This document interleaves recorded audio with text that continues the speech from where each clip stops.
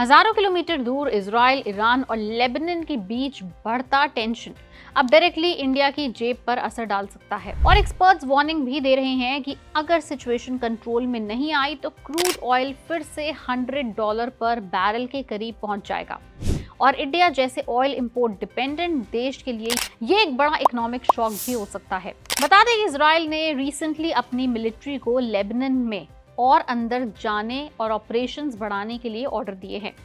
ये हिजबुल्लाह के खिलाफ एक्शन का हिस्सा है जो ईरान बैक्ड मिलिटेंट ग्रुप माना जाता है। ये एस्केलेशन तब हुई जब उस वक्त अमेरिकन पीस टॉक करवाने की कोशिश कर रहा था।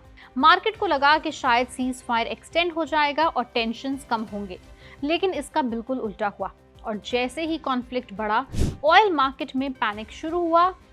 ब्रेंट क्रूड लगभग 2% से ज्यादा उछलकर लगभग $93 पर बैरल के करीब पहुंच गया। यूएस क्रूड भी अराउंड $90 के करीब पहुंच गया। लेकिन असली टेंशन ऑयल प्राइसेस का 2% बढ़ना नहीं है। असली टेंशन है एक छोटा सा वाटर रूट जिसका नाम है स्ट्रेट ऑफ हॉर्मुज।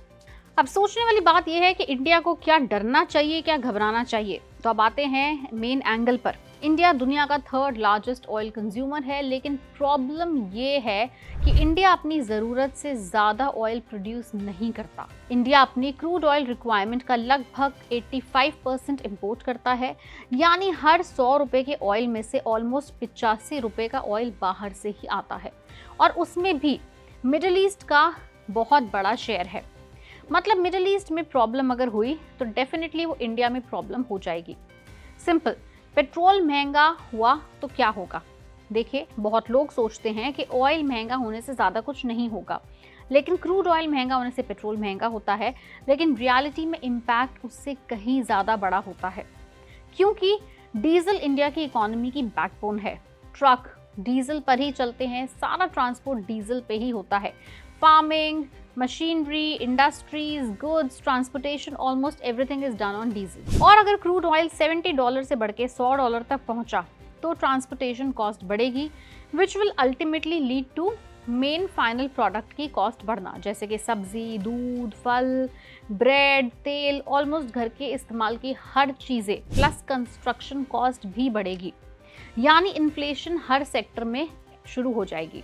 आप 2022 ही याद कर लीजिए, जब रशिया यूक्रेन वॉर के बाद क्रूड ऑयल कुछ समय के लिए $120 पर बैरल क्रॉस कर गया था। उस वक्त इंडिया का इंपोर्ट बिल एक्सप्लोड हुआ था। इन्फ्लेशन आरबीआई के कंफर्ट जोन से बहुत ऊपर चली गई थी। गवर्नमेंट को फ्यूल टैक्सेस कम करने पड़े। आज फिर सिर्फ ऑलमोस्ट वही सिचुएशन दिख रही है, बस विलन बदल गया है। इकोनॉमिस्ट के हिसाब से क्रूड ऑयल में हर $10 की सस्टेन्ड इंक्रीज इंडिया के इंपोर्ट बिल में बिलियंस ऑफ डॉलर ऐड कर देती है, एक बर्डन के तौर पर। अगर ऑयल $100 के आसपास स्टेबल हो गया तो इंडिया को हर साल लाखों करोड़ों रुपए एक्स्ट्रा खर्च करने पड़ सकते हैं सिर्फ इसी ऑयल इंपोर्ट पर।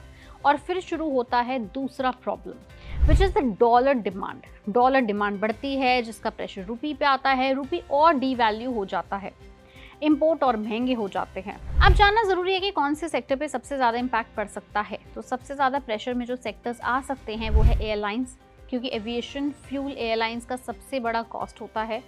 इंडिगो जैसे कंपनीज पर प्रेशर आ सकता है, एयर इंडिया पर भी प्रेशर आ सकता है।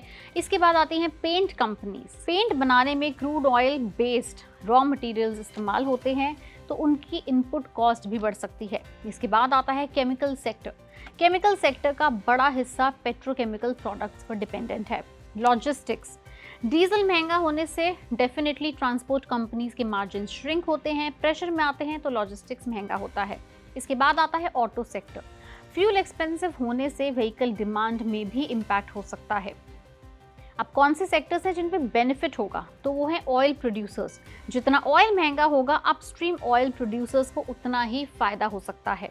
इसके बाद आता है एनर्जी कंपनीज। ऑयल और गैस एक्सप्लोरेशन कंपनीज के रेवेन्यू इंप्रूव हो सकते हैं। Next is renewable energy. High oil prices solar और रिन्यूएबल एनर्जी अडॉप्शन को फास्ट भी बनाती है और एक्सपेरिमेंटल भी।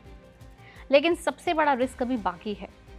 मार्केट का डर आज का ऑयल प्राइस स्पाइक से नहीं है।